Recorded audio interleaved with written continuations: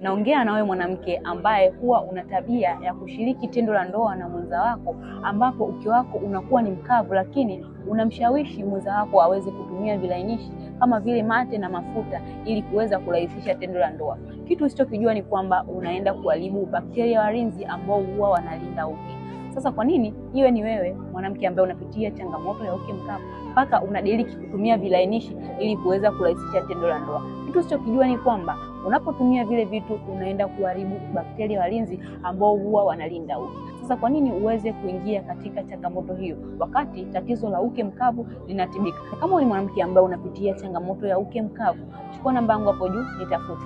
Lakini wanawake ambao wanapitia changamoto hiyo na wanapotumia vitu hivyo, hiyo inaweza kuathiri mirija yao ya uzazi, na pia hii inaweza kusababisha kuwa mgumba.